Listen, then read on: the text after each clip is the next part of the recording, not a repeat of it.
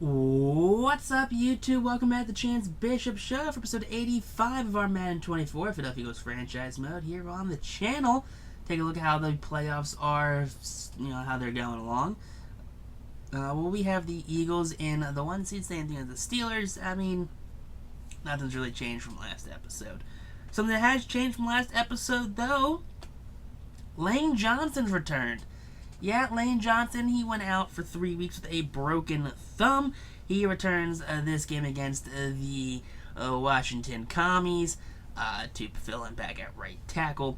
I mean, hey, Cooper Cousins, he did a great job. He had a rough first game going up against none other than Micah Parsons. But hey, it's Micah freaking Parsons right there.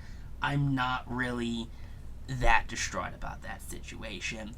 We're taking on the Commanders. We've already played the Commanders like 2 episodes ago, something like that. We played the Commanders, so we are very familiar with how this team is structured, how they're set up. And the only real difference would be is if they picked up an injury somewhere along the way.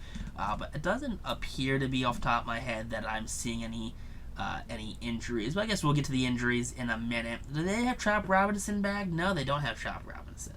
So I guess he's injured. Jonathan Allen, they don't have, De'Aaron Payne. They lost De'Aaron Payne, which is mental. They somehow lost one of their best D tackles, one of their best homegrown D tackles too. Not just like they signed him like a Javon Hargrave to the Eagles. I'm talking like they drafted this guy, developed him, and everything. Not a good look right there. You really do hate to see stuff like that happen. You really do. But hey, at the end of the day, though, I'm not going to lose sleep over the Commanders losing one of their better players. Honestly, I prefer when they lose their better players. That's just kind of how I feel, personally. But, we are getting through this series at a fairly quick rate. 85 episodes in. We got, allegedly, I don't know how many left. I'm not going to try and say how many episodes we have left of this series. Because, well, I don't know. I can't do quick math. We'll worry about that later down the road. But here we go, taking on the Commanders. They are the 18th best passing, 17th best rushing, 25th best total offense. So take away the rushing attack, forcing the pass. Defensively, they are 21st in passing, 5th in rush, which I'm actually kind of surprised about, that they kind of got worse at the whole ground game, and then you get better at it. I don't know. I just work here, man. That's all I know.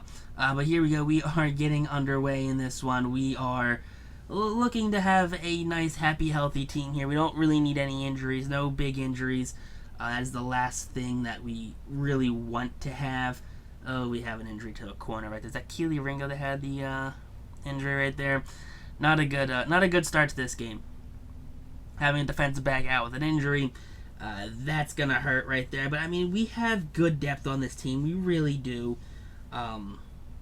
We've done a lot to make sure we've had good depth on this team. So, I mean, our outside guys between, Travis Hunter. So we have Travis Hunter right there. We have Travis. We have Des Ricks. We have Keely Ringo as our 2 outsides in our slot. And then we have, Kobe Black, the rookie, who is in his own right like a 75 overall, 75, 76 overall. Dude's really good in his own accord. So, I mean, we have players to fill in when they're hurt. It's just that, we're going from 92 overall slot corner to a 75 overall slot corner for the episode. It's just you can't necessarily replace the talent that you're losing. You just kind of find a way to mitigate its lack of being on the field, if that makes any sense. Everyone knows what I'm trying to say, right? Henry Melvin, I don't know, is he on the active roster? I don't know. He might be running back 4 on the roster. I actually don't know if Henry Melvin's on this roster or not. But here we go. We are getting in. Look at that. Christian Nelson he was a low 60s, a 74 overall now, so lots of blood, sweat, and tears to get him to that overall. I mean, he's just stuck around with his team. He's racking up rings as a special teamer. I mean, hey, that's a good guy right there to have on your roster. And then Avery Chamberlain right here as well. Just one of these guys that just kind of hangs around here with the Eagles. Will sit around until someone either comes around and replaces him on the depth chart through the draft, or he hits 4 years and his contract runs out, and we just opt to not bring him back. But here we go. We are getting ready to get into this game right here. 3,500 yards, 33 touchdowns, 3 interceptions for good old Archie Manning. Archie, who's had himself a very good season so far. Take on Sam Howell and the Commanders. The Commanders, well, they're the Commanders, so they have not necessarily had a very good season. But here we go. We are getting ready to come out of that death trap tunnel, where we're surprised, honestly, that that guardrail did not collapse and crush half the Eagles team. Because, hey, if you know the Commanders Stadium, you know that it's an option right there to happen. You know, the Eagles locker room, surprise, surprise, is full of wastewater right there from the toilets because the plumbing exploded. Even though they said, no, that was just rainwater from the roof. It wasn't sewage. That was just normal run-of-the-mill water. Sure, it was brown and it smelled and it was gray, but that was just rainwater. That's what it was. Just good old rain/tap water. Big old Brian Robinson first down right there. Just split right up the middle. Just split the gap on that one. Offensive line actually did their job for once for this Commanders team. 3rd and goal from that 9-yard line. Here we go. Howell is going to get pressured and sacked from behind by Eli Ricks. So good old Eli Ricks right there. One of the 2 Ricks we have on this team. 4th and goal now for the Eagles from the 2-yard line. Hand off to Shipley. Shipley tripped up into the end zone. There you go, big fella. That's a touchdown right there. He just continues his monumental season. 3rd and 4 now for the Commanders. Come on. We got to get a stop here. Do something. Howell throwing. Howell, that one almost caught right there. Just a little wide of his receiver. Accuracy not the strong suit right there for Samuel Howell.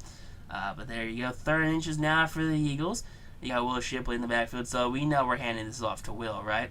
Hand off, big lane to run. Will jukes the safety. He's got one man to beat. Will taken down at the 4-yard line. 4 yards shy of the touchdown there for Will Shipley. So close after he juked the one safety and almost had himself that very big highlight play. 2nd and goal from the 5, and the offensive line parts the sea, and that is going to be a walk-it-in touchdown there for Will Shipley, his 2nd of the game. Will Shipley, of course, just has become one of the best running backs in the entire NFL, you know, over literally the span of a season and a half. 1st and goal from the 9, now up 14-6 already. Shipley follows his running lanes. He's into the end zone there for the touchdown. His 3rd of the game. I mean, hey, Will had 20 touchdowns, guys, 20 touchdowns this season last episode. I mean, is Will going for, like, the single-season touchdown record at this point? Isn't it, like, 28 from LaDainian Tomlinson? He's got to be going for it, right? Like, that's got to be what he's going for. You know, just trying to beat the single-season touchdown record. There's no other way he's just going that touchdown heavy, as the Commanders get a 3rd down sack on Archie Manning, forcing a field goal. So it's 31-13 here, 2.5 left in the 4th quarter. Big power rush there. You know, Jalen Carter absolutely destroyed that right guard. Picked up by the defense. There you go. So now on the Commanders' 17-yard line, the offense is automatically in line for the field goal. Here we go. Dropping back is Archie. Archie rolling out, throwing. That one's broken up. That one almost picked off, by the way. Intended for, I'm not sure who that's intended for. There's double coverage, too. Intended for Dallas Goedert. Sounds about right. Double coverage. Didn't work out. Hate to see it. Oh, but hey, that's a victory, though, for the Eagles. The Eagles do get the victory at the end of the day. So, I mean, there's nothing to really complain about or to write home about in this one. 31-13 is the final score. So, hey, no harm, no foul, not getting that touchdown on that last drive. Touchdown, 265 passing for Archie on the day. So, not too shabby at all there. I mean, that's a fairly decent stat line. 19 for 29 is not the best. Shipley, 119, 3 touchdowns. Arch did his thing. 123 for A.J. Brown with a touchdown as well. 98 for Devontae Smith. 2 sacks, 1 by Will, 1 by Wyatt. 5 pancakes by Jordan Mailata led the team. Let's see, Jeremiah led the team in tackles with 8. Good old Jeremiah Trotter. 3 TFLs from Jalen Carter led the team. There were 3 sacks, 1 from Jordan, 1 from Eli, and 1 from Jalen Carter. One pick from Travis Hunter. Haven't seen his name in this record column in a little bit. Elliott, perfect, of course, because he's the best goddamn kicker in the league. There is no ifs, ands, or buts about it. You know, Jake Elliott's best kicker in the league. Stonehouse, dude's got a boot for a leg. You know, he just kicks like it's nobody's business. He just averages 50-yard punts. You know, he can flip the field like the best of them. He is the Justin Tucker, Jake Elliott of punting. You know, Stonehouse is too damn good. He's too damn good to be on this team, honestly, because how good he is. Like, he doesn't get used enough. He needs to be on an offense that just doesn't exist, that is going 3 and out, you know, 50% of the time, where he is just going to come out there and just rack up 400 yards punting a week because he is just so goddamn good at punting. It's not going to happen with Philadelphia, though. But here we go. We're taking on the New England Patriots, following them against the Commanders. So we're going with the entire AFC East in this one. You know, we beat Shadir Sanders and the Dolphins. We beat the Jets and Jordan Love. We beat, who is the other teams in the AFC East? Jets, Bills. We beat Josh Allen and the Bills. We beat the Dolphins. So it's just the Patriots left. So we're gonna beat the Patriots, hopefully. You know, keep the season alive. It's a perfect season so far. You know, can we keep it alive? We need 4 touchdowns against the Patriots. I mean, that's an easy ask, right? They got Tua at starting QB with Will Levis as their backup and Joe Milton as their third string. Okay. Tajay Spears, the very Patriots running back right there, 85 overall. They have a fullback. Mike Matthews, Fleming, Tutu Atwell, Hodgins, Law. Gotcha. This is a very... Dawson Knox. I'm surprised they actually have Dawson Knox. That might be too good. They got Shanu, Cole Strange, Ryan Kelly, Burford at right guard, Onwenu at right tackle. Christian Barmore is apparently a defensive end right now.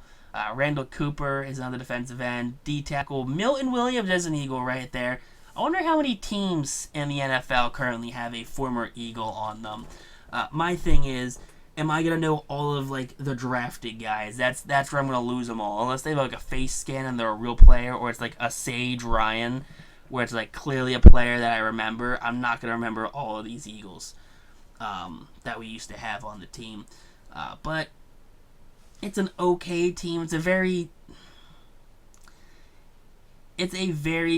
team also has 2 damn kickers. Why does this team have 2 damn kickers?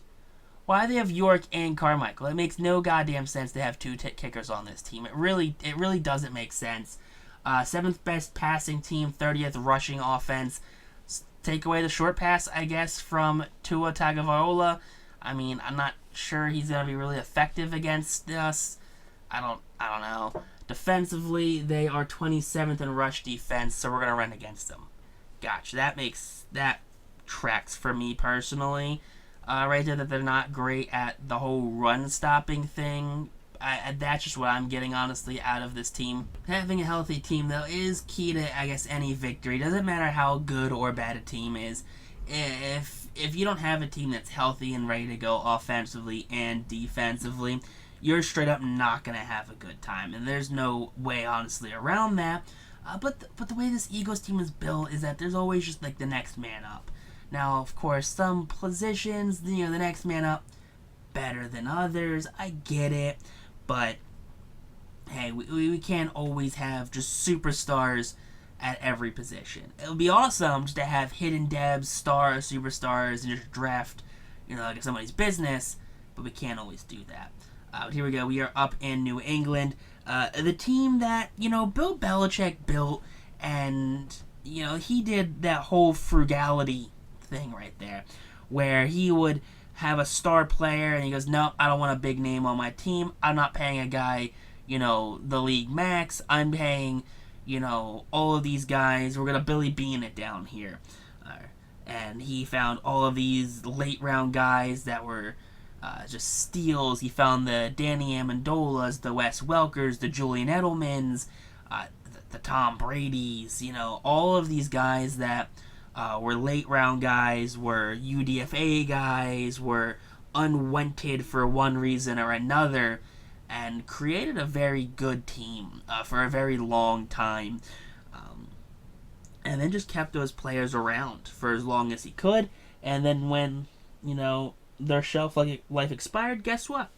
Got rid of them. But here goes 2nd and 5, handoff to Shipley. Shipley, he's got room to run. Shipley got one man to beat. Jukes, he does get slowed down, taken down at the 48-yard line. 48, 49-yard line right there. So a big first down carry for Will Shipley and the Eagles. That is how you start off a drive. 2nd and 1 now. Here we go. Manning. He gets that one to the Slim Reaper, and the Slim Reaper ripped around right there with number 5. Honestly, a little aggressive on that tackle. Down at the 11, though. 1 catch, 12 yards, though, for Devontae Smith. Here we go. 3rd and 1 from the 2. Here we go. Manning looking for an open man. Manning rolling out. Manning gonna step up, take it himself, and Manning with the rushing touchdown. You don't see that one every day. None of the Mannings are really known for their speed, but Archie here, he put on the Jets and he just turned and burned with that one. So there you go, Archie Manning. Good old touchdown for the kid.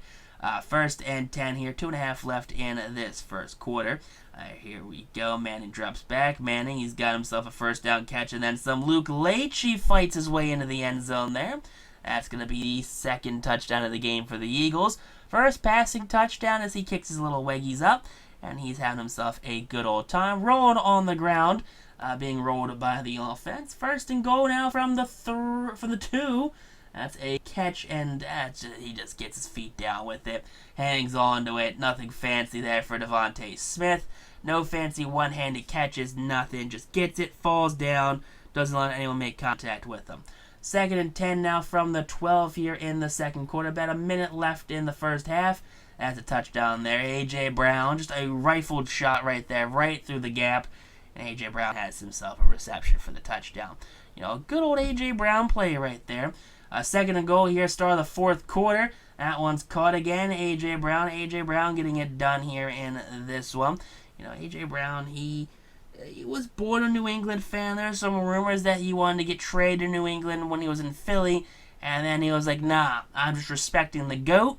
He is the greatest quarterback of all time. I'm from New England area. I was born a New England fan. But I am a Philadelphia Eagle until they either trade me on their own accord or they don't re-sign me and bring me back. But a 45-0 routing here of the New England Patriots. That is a embarrassing loss here. A 5-touchdown performance, 322, 5 touchdowns there for Archie. 25 for 29. That is a very good stat line there. That could get him Offensive Player of the Week, but we'll figure that out at the start of next episode, probably. So that's a very good game there for Archie, though. 25 for 29, 322, 5 touchdowns on 89% completion. I mean, you honestly don't get much better than that. There's really no way to get much better than that starting stat line. Only 84 yards for Will Shipley there. No touchdowns, though. 1 rushing touchdown there, though, for Archie Manning. A.J. Brown, 83, 111, then 2 touchdowns for Devontae. 2 touchdowns for A.J. Brown. 1 touchdown for Luke Leitchie. So all the receivers kind of getting involved here. No sacks allowed. 6 pancakes by Jackson Powers Johnson led the team. Travis Hunter led the team in total tackles with 6. Nolan Smith tied for TFLs with 2. 2 sacks from Nolan, 2 from Jalen, 4 total sacks on the day. 4 picks on the day. Reed, Dez, Keeley, and Eli Ricks getting picks. 6 extra points made and 1 field goal made there for Jake Elliott as this Eagles team absolutely obliterated a not super great Patriots team. Stonehouse 2 punts, 52.5 yards per average. So a very good Stonehouse day. No kick returns and no punt returns there for Britton Covey or Ricky Pearsall. So their days didn't really do much, honestly. But here we go. We are, the media's asking questions because, of course, the media can never just be happy with a victory. A 45-0 victory, and the media can never be happy in Philadelphia. Like I said before, no one hates Philadelphia more than Philadelphia media. It's almost like that no Philadelphia media member is actually a fan of any Philadelphia team. That they all just kind of got assigned to them, and they're like, well, I hate this, so I'm just going to be the worst reporter ever. But as we wrap this episode up, take a look at the next episode. Take on the Giants, the Niners, and the Saints. Wrong, San Francisco. San Francisco Giants. That's